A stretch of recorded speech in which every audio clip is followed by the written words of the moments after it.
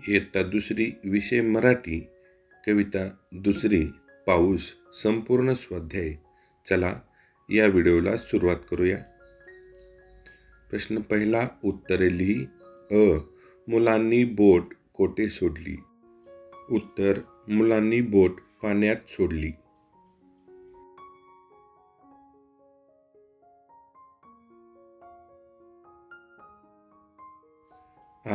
बोटीवर कोण बसले आहे?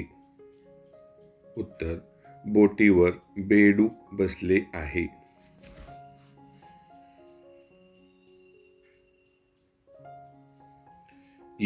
वीज कोठे चमकली? उत्तर वीज आकाशात चमकली.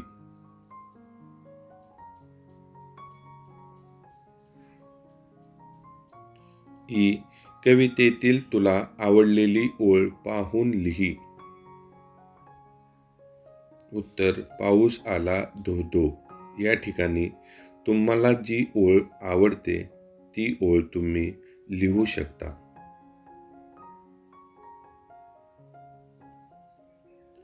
प्रश्न 2 कंसातील योग्य शब्द घालून वाक्य पूर्ण कर. शब्द आहेत चकचक, सुसुसुम, धो धो धो, धडाडधूम. वाऱ्याचा आवाज सुसुसुम्म येत होता. या ठिकाणी सुसुसुम्म ही रिकामी जागा आहे.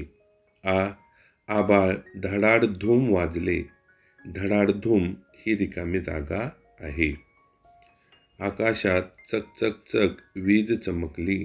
चकचक चक हे उत्तर आहे.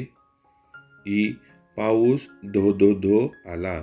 या ठिकाणी धो धो धो ह्या रिकाम्या जागेत हा शब्द लिहिला आहे. विचार कर व सांग.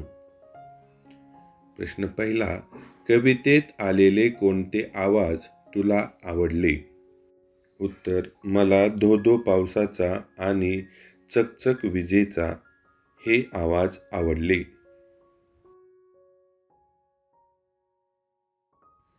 2 पावसाळ्यात तू कोणकोणत्या वस्तू वापरशील ते सांग. उत्तर छत्री, रेनकोट, रेनकॅप.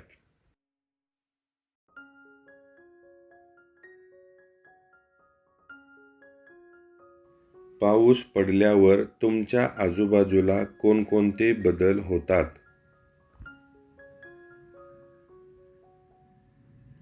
उत्तर झाडे हिरवीगार होतात, रस्त्यावर पाणी साचते, हवा थंड होते, बेडूक ओरडतात आणि सर्वत्र गारवा पसरतो.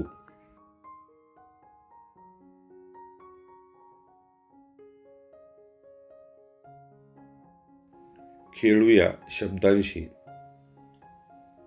कंसातील योग्य शब्द घेऊन दिलेल्या शब्दांचा यमक शब्द लिही. गारा, गाणी, बुडली, तिकडे या शब्दाचा वापर आपल्याला करायचा आहे. पाणी, गाणी, वारा, गारा, जिकडे, तिकडे, सोडली, बुडली या पद्धतीने आपण यमक जुळणारे शब्द लिहू शकतो.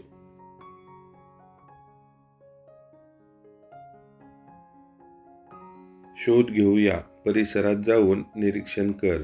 परिसरात खालीलपैकी कोणत्या गोष्टी दिसल्या त्या समोरील चौकटीत बरोबर अशी खूण कर. हिरवे गवत, साचलेले पाण्याचे डबके, बेडूक आणि काळे ढग.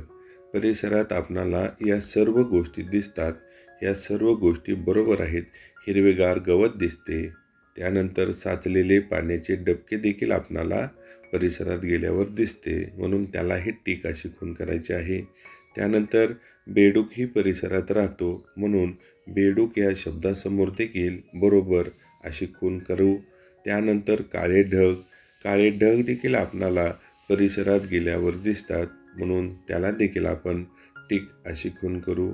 व्हिडिओ आवडला असेल तर लाईक, शेअर आणि सबस्क्राईब करा. भेटू पुढील व्हिडिओमध्ये. तोपर्यंत टेक केअर.